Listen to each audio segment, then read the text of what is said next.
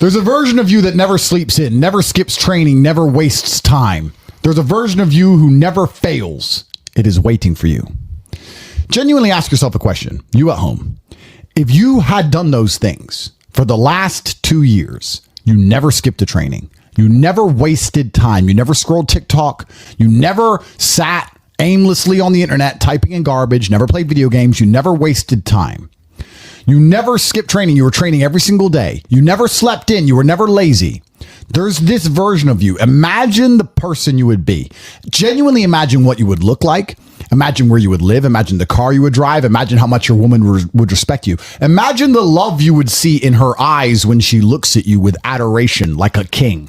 Imagine your existence. That person is waiting for you. And the only thing that's stopping you from being that person is your monumental laziness. You can have it. The universe is very giving. It will give you anything you work for. I've never seen somebody try for something with all of their might and not get it. The only people who do not have the things they want are the people who do not try for them. I've never seen a person wake up and say, my only dedication in life is to solve a Rubik's Cube and fail. You are not stupid. You are not incompetent. You are lazy and arrogant.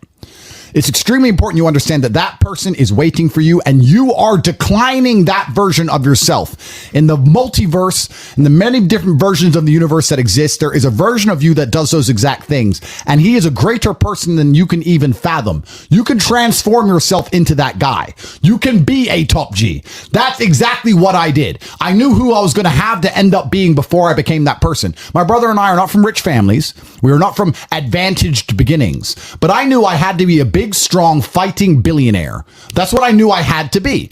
Discipline is the key to success. If you cannot force yourself to do something you don't want to do, how are you ever going to put yourself through the suffering required for greatness? If you cannot force yourself to train when you do not want to train, if you cannot force yourself to work when you don't want to work, if you can't force yourself to not log into Pornhub or force yourself to eat right, how can you possibly ever become a monumentally successful person if you cannot control yourself long enough to do what must be done as opposed to what you feel like doing? The only people who get to live their lives based on how they feel are women and children. Children can cry because they feel like crying, as can a woman. A woman can start an argument because she feels like arguing, as can a child. A man must do what he is supposed to do irregardless of how he feels. That is the key component to masculinity, is discipline. If you do not have the discipline to dedicate yourself to anything, you are going to fail and be crushed by the people who can. If you only go to the gym when you feel like going to the gym, you're never going to be as strong as the people who go to the gym when they don't feel like going to the gym. That is a reality of life. So I train every single day. I've actually heard from some people saying, you overtrain. And I explained to them, one, I don't believe in rest. I'm not you. I'm not pussy and I'm not broke like you are, Mr. Fitness Trainer, standing around the gym teaching people for $50 an hour. I don't need to listen to you. Secondly, I don't train because I want to get bigger. I train every day because it is difficult to train every day. It hurts. I don't want to. I wake up and I'm busy. I have other things to do. I don't feel like doing it. So I force myself to do it 7 days a week, 365 days a year, so that I know I'm the kind of person who can do what he doesn't want to do when it needs to be done. I am that man. And it is more of a mental exercise than a physical exercise at this point. How can you ever outcompete me if I can force myself to do the things I don't want to do and you cannot? Discipline is absolutely essential for success, and you need to get very comfortable and very used to the idea of understanding that on your path to greatness, there are going to be long periods of time where you hate what you are doing, where you are dissatisfied with the actions you must undertake, where you are tired, where you are stressed. That is why it is difficult. That is why most people won't make it. If the path was easy, everybody would walk it and it would lead nowhere. 100 people start the path, 99 fall off because it is difficult, and the one person who makes it to the end gets the gold. If all 100 made it to the end and the gold was divided by 100, it wouldn't even be worth anything. The difficulty gives it value. The fact that it is difficult to do is the key component into the fact you want it in the first place. If it wasn't difficult, everyone would have it and you wouldn't want it because no one would respect it. It's supposed to be hard. Life is supposed to be hard. You're supposed to think this is terrible. You're supposed to suffer and smile through the pain regardless. Discipline is the key to success in all realms as a man. And if you lack it, you stand no chance. You can give most people a roadmap to success. You can give them a Ferrari with a full tank of gas, and a lot of people still wouldn't make the destination because they would say the drive is too far away. Quitters, they don't have the discipline. You can tell them exactly exactly how to do it. You can give them the mechanism to get there, but they don't have the discipline to complete the drive and end up at the destination. That is the majority of Earth. This is your competition. People who, even if they are told what to do and people tell them exactly how to do it and help them do it, still quit, still fail because they lack discipline. Even me, with my monumental powers, I can't make a quitter successful. It doesn't matter how good I am. It doesn't matter how easily I make it for them to succeed. It doesn't matter how compendious and concise and powerful the real world is. It doesn't matter how much I text them and motivate them, how many emergency meetings I do to try and talk to them and hype them up, how much motivation I give them. It doesn't matter what I do. If they are a quitter, guess what they're going to do? They're going to quit. No matter how simple the map is to read, no matter how fast the Ferrari is, somewhere along the drive, the sun's going to get in their eyes, and they're going to sit there and go, I don't like this, this is hard, and they're going to quit. Quitters are the number one type of people that nobody can help. If you're a quitter, I can't help you, life can't help you, God himself cannot help a quitter. So if you lack discipline, you lack the very basic building block to any type of success which exists on the planet. By every single metric which can be measured with science, you are going to stay a loser and a failure. The key is to keep training.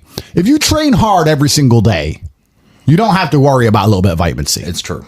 If you don't train and you don't smoke, you're still going to be a pussy. Yes. The answer is always hard work. As soon as you are granted life, you are guaranteed death. What you do in between is up to you. You are all conscious.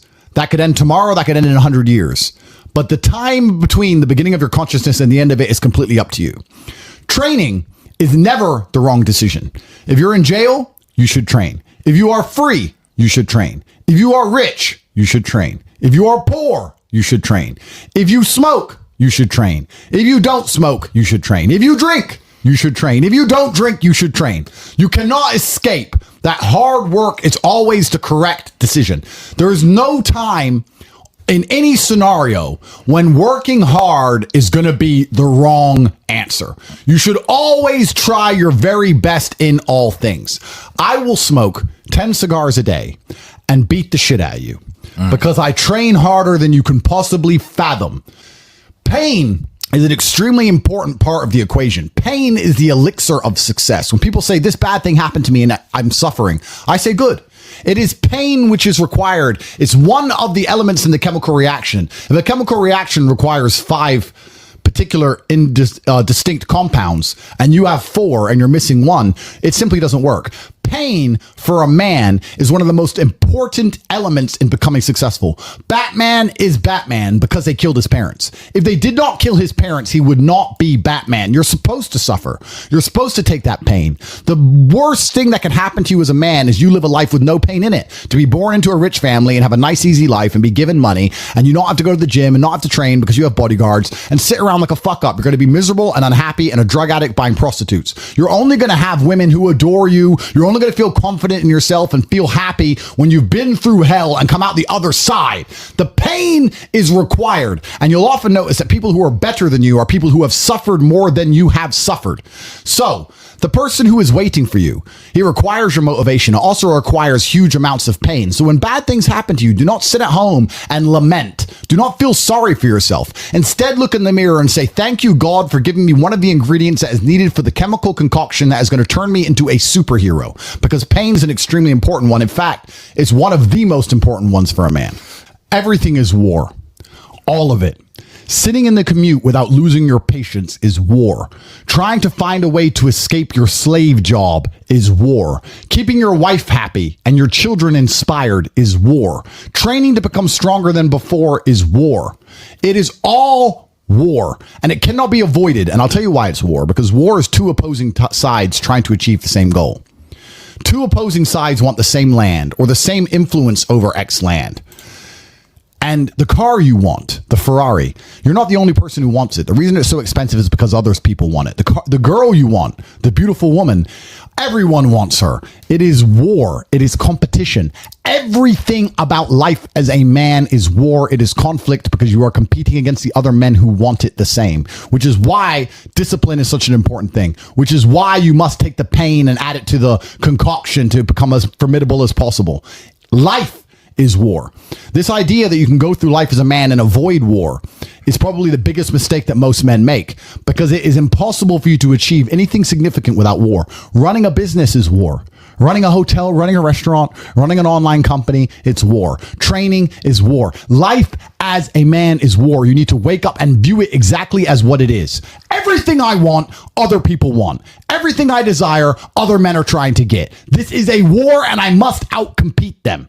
That is the best possible mental model you can have.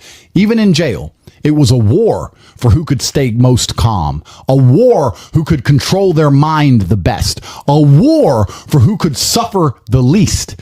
That is war. I was surrounded by people who lost their minds and I refused. It was a battle and I was successful. Life in and of itself as a man is a never-ending struggle and a never-ending battle. It is the constant of the human condition. Evolution requires pain. While others complain that they do not feel happy enough, I'm happy I'm struggling. I don't want to be happy. I want to be great. This is the beauty of life as a man. Do you understand? I don't care. I'm happy to be struggling. I wanted to fight. You wanted to win. I wanted to fight. That's the difference. You're concerned with winning. I wanted to just fight. And we're fighting. That is the beauty of life as a man, to be great. If you concern yourself only with being happy, you are once again acting like a female or a child. Happiness is fleeting. It doesn't even matter if you're concerned only with the hedonism of happiness. You're going to drink alcohol and go to parties and go to festivals and take drugs. I want to be happy. Who cares? I want it to be great. I want to be great all of the time. And let me ask you a question as a man at home, genuinely, truthfully. Would you rather be a loser who's always smiling, a happy loser, or would you rather be a stressed winner?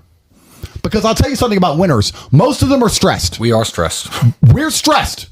Putin is stressed. Genghis Khan was stressed when his messenger turned up after a 4-week ride with updates from the battlefront of Iran. I'm sure he was stressed by what he read. Even if it was very good, even if it all looked fantastic, he started to feel stressed. Okay, well, now maybe I need to go to Iran. How long is it going to take me to get there? Maybe we need to send more horses. Maybe we need to colonize Iran. He felt stress because the beauty of life as a man is to be great. So you have to sit here and ask yourself, do you want to be a happy loser that's insignificant? Nobody knows you exist. Women don't respect you. Men don't respect you. Nobody cares if you live or die, but you get to smile all the time. Or do you want to be one of the most important people on the planet with a little bit of stress? I am brilliant because I've decided to be brilliant. And if I have to sacrifice happiness to be brilliant, then that's fine. You know what the great thing about it is? You know, it's amazing what God gives, how the whole world becomes full circle. If you stop caring about being happy and you start caring instead about being great, guess what you end up being? Great. Along with great. And you know what? Yeah, Happy. You end up happy if you forget about happiness and try to become great. You will never be successful if you're concerned about being happy, so forget about it.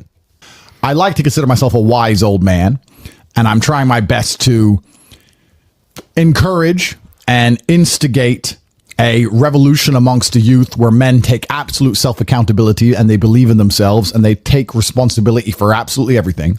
As a man, you are most formidable if everything is your fault. If it rains outside and you get wet, that is still your fault. Can you control the rain? No. Could you have brought an umbrella? Yes. You need to blame yourself for all things, the good and the bad. And by doing this, you take absolute self-accountability, which allows you to build a mental model in which you will find solutions, 1, 2, avoid trouble because you know that anything bad happens to you is your fault, and 3, be the most fearsome competitor possible because we're living in a very competitive world nowadays amongst the elites. The people who understand that you're living inside of a fish tank are trying very hard to get out, and you have to make sure that you can outrun some of them if you want to escape. It's an age-old adage. If a bear is chasing a group of people, you do not have to be the fastest one. You just have to be faster than the slowest. The slowest person is going to die. So as long as you're ahead of the majority of people, you stand a very good chance of avoiding slavery. Being a powerful man isn't always about furious anger and instilling fear. As enemies attempt to attack your energy and lower your vibration, understand this. Power is untouchable. Power may notice, but it doesn't care. Sometimes power is simply not giving a fuck. Being a powerful man isn't always about furious anger and instilling fear, meaning sometimes it is. You need to retain the capability to instill fear with furious anger. A man who cannot do that is not a man. It is one of the cards you need to have in your deck. However, more often than not, when you're in a true position of power, you will play the alternate card, which I'm describing here, is simply not caring. How can you not give a fuck about things? Well, I'll tell you how. If you're filthy rich and you have a strong network of people around you who you trust, and you have a good family, and you have beautiful children, and you have women who love you, and you have beautiful supercars, you live with your best friends in a compound, you have armed guards, and you're proud of yourself, and you're strong, and you train hard every day, and you're monumentally successful, and all of your dreams come true. And if you want something, you can instantly snap it up. You want a Pagani, you want a Bugatti, you want a $25 million apartment, anything you want, you buy. It's very easy to not give a shit about the opinions of people who don't have one fraction of your success. And what these people are trying to do is drag me, I'm using me as an example, but we can also use it for you. When you have true power, they're trying to drag you down. They're not trying to elevate themselves. They're trying to drag you down, which is a very different thing, because it's amazing how God rewards those who are trying to build and create and elevate, and how it punishes those who are simply trying to destroy and be spiteful and negative. And these people are going to dedicate hours and hours and millions of hours of their life towards a certain cause. Thank you. To try and drag people down who they cannot affect because they're already too powerful and too large. And they're wasting their own human experience, and they're not progressing or advancing themselves in any way. They will stay brokies, and we will stay rich forever. So the lesson here is that you need to get to a position where ignoring people is a move in which you're guaranteed success. You can ignore people completely and they are benefiting you. And that comes from a position of power. And I think a lot of you at home right now, you may not be in our position, but if you're already working hard, you're already going to the gym, you're already training, you make sure that you're getting as much muscles as possible, as much money as possible, you're dedicated, you don't sleep in, you don't waste your time, you don't smoke weed, you don't play video games, you're focused on trying to become fantastic as a person. You can just ignore that girl. That girl who broke your heart or cheated on you, just ignore her. The most powerful move you can make is ignore her. Yeah, you could yell at her. Yeah, you could try and make her scared of you, blah, blah, right? That's not going to work. The powerful move is just to completely ignore her because you're on your ascent. She is likely on her descent. She likely has no intention of improving herself, no intention of becoming richer, no intention of becoming better looking. Time is against her. As she gets older, she's going to lose her looks. You're going to continue your ascent, and she's going to have to watch you for the rest of her life be the man that she could have been with that she's no longer good enough for. The best thing you can do is simply ignore. That is the powerful move. And it's the same with also men. It's not even a gendered argument. There's men who want to be your friends right now, or who wanted to be your friend, and they did something wrong to you. And if you're on the right path doing the right things, karma, God, the universe, whatever you want to call it, is going to teach them a lesson for simply failing to be a good person to you while they had the chance. But when you have a whole bunch of money, you take care of the people you love. And that's the masculine prerogative. And even my brother and I, anyone who's been loyal to us, who's on our team, we monumentally reward. And everyone who ever displayed cowardice or sold us out or made mistakes massively regrets it, because they see how well we treat the people who are close to us. If you lack somewhere, excel somewhere else. Counter your weaknesses by honing other capabilities. If you're ugly, become filthy rich. If you're poor, be as strong as an ox. Life is unfair. The primary focus of your energies is to balance the books. And there's two different ways you could interpret that. You can, obviously, increase the attributes that you are lacking. If you have the ability to train, because a lot of people don't. Some people are born without arms and legs, but you, with 2 arms and 2 legs, are sitting at home jerking off to Pornhub, flabby and fat. If you have the ability to train, you should be doing it. But also, there are some things that some people are just better at, and you can counteract that problem by teaming up with people who compensate for your weaknesses. People who are strong in areas where you are weak, and you team up with people where you are strong in areas where they are weak. I don't think between the people in this house and our group of friends, we lack anything. Correct. Anything. Correct. Literally anything. We can sit as a group and have a conversation about anything with anyone in the world and give useful insight and change people's lives for the better, because although I am not perfect, our team compensates one for each other. And that's the point of brotherhood. So excel in one area if you lack in others. I have people say to me, Andrew, I'm short. What do I do? I'm short. Okay, God made you short. Fine. Good. Doesn't matter. You can't change it. What you can do is become as strong as an ox and become filthy rich and monumentally important and extremely influential. You can do that. People say, I'm poor. You should be strong. Oh, I'm strong, but I don't have any money. Okay, then teach others to be strong. Yes. There's always a way you can take your advantages and use them. And by teaming up with other men, other people, you can build a team in which there are no weaknesses.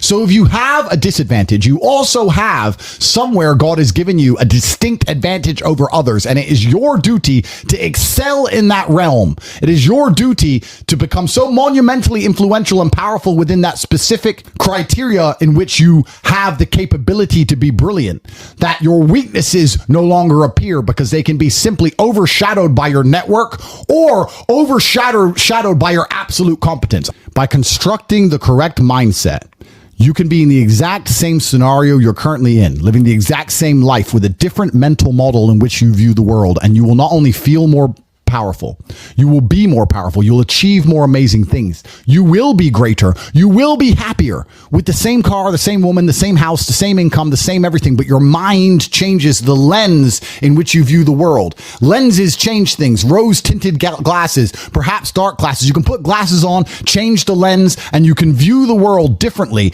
by changing how your mind is constructed and put together and the way you view the world. That is the point of mental Aikido.